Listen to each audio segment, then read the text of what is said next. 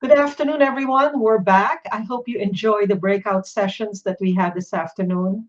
We have recorded all those and we will be sending you all the links because I know you could only watch one, but five amazing sessions that I know we can all learn from. This afternoon, we are going to award the outstanding women and outstanding organizations that have supported women. But first, let's hear from our keynote. I have the distinct honor of introducing Dr. Mina Gabor. Let me read her extensive, wonderful accomplishments. And um, just the introduction itself is already inspiring, I can assure you. Dr. Mina Gabor was Secretary of the Department of Tourism from 1995 to 1998 and Undersecretary from 1989 to 94. Undersecretary of the Department of Trade and Industry and the founder and first president of the Center for International Trade Exhibition and Missions, called CITEM, the export promotion arm of the DTI from 83 to 89. She founded the World Trade Center in Metro Manila. Yeah, that beautiful center in Manila. She was the founder. She is a recipient of the Philippine Legion of Honor Award, which is the highest award bestowed by the Philippine government to any individual for her exemplary contributions to the development of tourism in the Philippines and her outstanding performance as tourism secretary. As such, she was conferred Reserved Officer Lieutenant Colonel of the Philippine Army. So not only is she Dr. Gabor, she's also Lieutenant Colonel Gabor. After her stint in the government, she continues to work on her passion of promoting the Philippines through trade and tourism as the founder and president of the International School of Sustainable Tourism, ISST, that was cited by Costas Christ, global editor of National Geographic Traveler magazine, as the first sustainable tourism school in Asia Pacific region, educating a new generation of leaders. She is also the founder and president of the Philippine Small and Medium Business Development Foundation and the tourism trustee of the Philippine Exporters Confederation, PhilExport. She is now involved with improving the status of ASEAN Mastercraft artisans and designers. As president of AAAP Travel, she introduced the concept of drive tourism for car owners and tourists to visit destinations in caravans. She is the chairman of the Philippine-Canada Business Council and sat as member of the board of trustees of the De La Salle College St. Benilde, now chairman of the Justice Cecilia Munoz Palma Foundation, and a columnist for the Business Mirror, the BM Traveler. She had her own TV program for more than 10 years. Last 2021, a tourism award by SCAL International was bestowed on her. SCAL International is the only professional organization promoting global tourism and friendship, uniting all sectors of the tourism industry. She is considered one of the 35 top women in travel worldwide, given by the New York Travel magazine. Last 2017, a distinction award in sustainable tourism category for her contribution to the advancement of Philippine tourism was given to her by Rotary Club of Manila, the oldest Rotary Club in Asia. Her advocacy for community-based rural tourism has paid off with the enactment of RA 10816, an act to develop farm tourism, which she initiated in 2019. She received an award from the Sukal Rainforest Authentic Eco Lodge by the National Geographic as Conservative Fellow.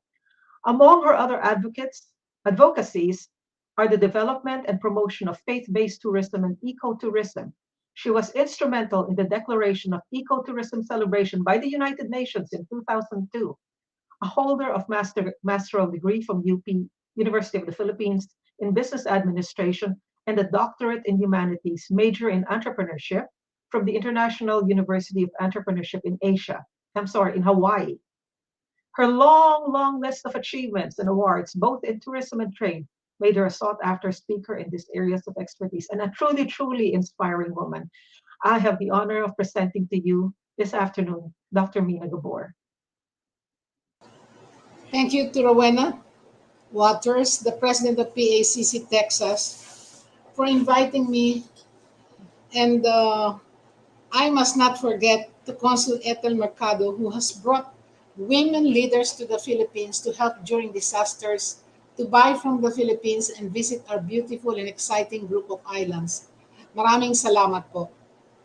Let us look first at our women partners in ASEAN countries.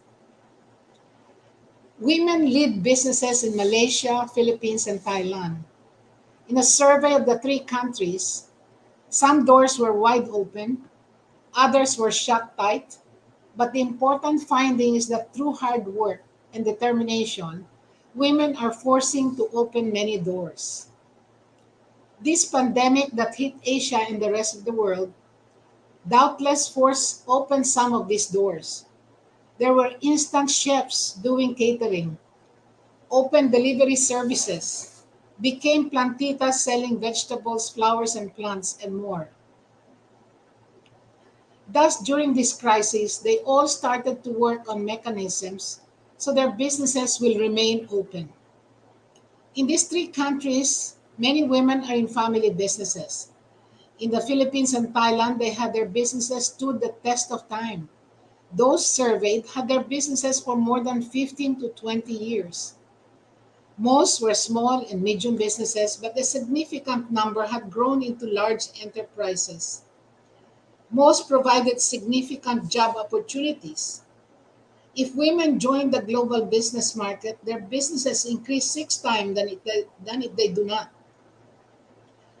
Most women are reluctant to borrow, and this is one very interesting finding that we found out. And they classified them as conservative borrowers. And if they do borrow, often they pay on time. 43% said that they had no debt. Really, kudos to the women in Asia. Statistics show that women comprise almost 50% of the workforce, and in some industries, almost 80%. Most family farms are run by women, supplying the needs of the developed countries. The women today make 80% of the buying decisions. What buying power that is. In the Philippines, there are women pilots. The new Commodore of the Philippine Navy is a woman.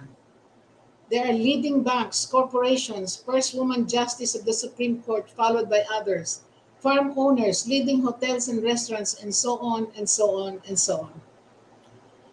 So now, let's look at what the United Nations has to say about women.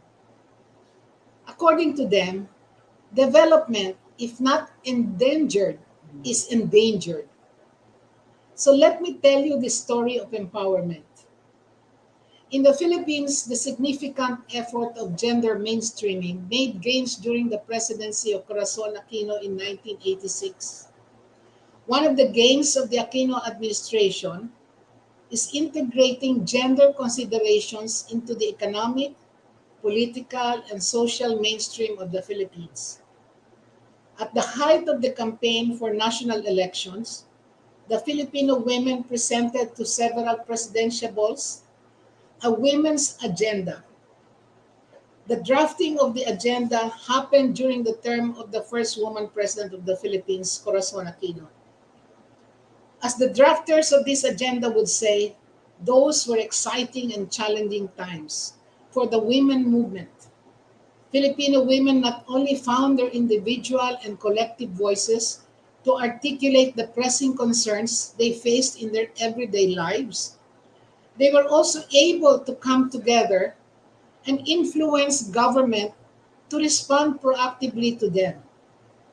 At the forefront of this effort were Chairperson Pat Licuanan and Remy Rique. Candidate Ramos adopted the agenda and entered into a covenant with the women. When he won the presidency, this agenda formed the cornerstone of his administration, committing to improve the lives of women. With the full support of President Ramos, the National Commission on the Role of Women, or NCRFW, was continued and new innovative programs were institutionalized. Government started to think women. Think women. This was in 1992.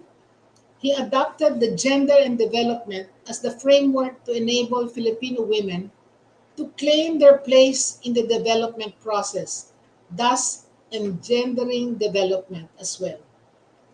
This time, The National Commission on the Role of Women was chaired by Imelda Nicolas and Tess Castillo, helping government to integrate God in all its development agenda. In 1995, the Philippines joined the ranks of countries that approved the Beijing Platform for Action. This agenda firmly established women's role for equality, development, and peace for the rest of the 90s till the next century. So, what happened after that? A review of the educational system to respond to the agenda was initiated. All textbooks, instructions, materials, and school curriculum were reviewed to correct sexist biases and stereotypes.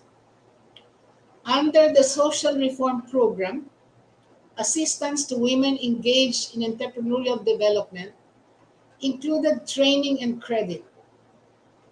Women were promoted to have representation in positions of power and decision making.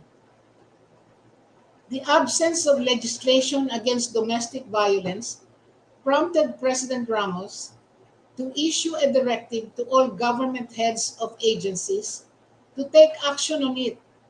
They in turn responded and set up a violence against women, and these deaths were in all workplaces. The Ramos government made conscious effort to see to it that women are represented in various decision-making bodies. So what next? The Department of Interior and Local Government issued an administrative order that encouraged 30% of women to be included in all barangay assemblies. The true wealth of a country is its people, both women and men. No nation can claim that it has achieved programs if half of its population is lower in status than the other half. Development, if not endangered, is endangered. This is a basic truth that the next president of the Philippines must realize and affirm through her or his actions for women during her or his entire administration.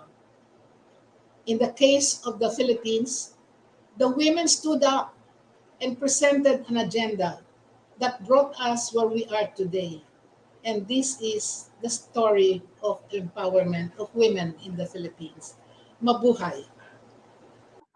Thank you, Dr. Gabor. Thank you so much. And you have a lifetime of achievements that we can all look up to as inspiration. We hope we can emulate all that wonderful stuff that you have done. Thank you so much. Now we are going to be awarding the outstanding women, and I know we're all looking at you, and hoping that we will always have your, well, we'll always reach out to you and for your wonderful words. Um, Looking forward to you coming to the Philippines, Rowena. yes, we are. Hopefully next year we'll have that tour. We're Yeah, inviting everyone. okay. Thank you, ma'am. Thank you. So many people that I can thank for all the work that went into this. And there's not enough time to thank all of them. Definitely, the Filipino-American Chamber of Commerce of Texas has pivoted, and we are embarking on many, many new programs. And I wish you would all follow us and become part of us. We are here to share everything with you, what we know, what we can give, as well as to learn from you. So sign up, send us a message, and we will follow up with you. And the lounge, actually, the booths will stay open. But if you would like to reach us, you can also go to our website, pacctexas.org, packtexas.org. You can write your questions, you can tell us your concerns, or you can tell us that you want to sign up for membership, and we will respond to you. Thank you so much for being part of our first ever conference for women. Happy Saturday, everyone.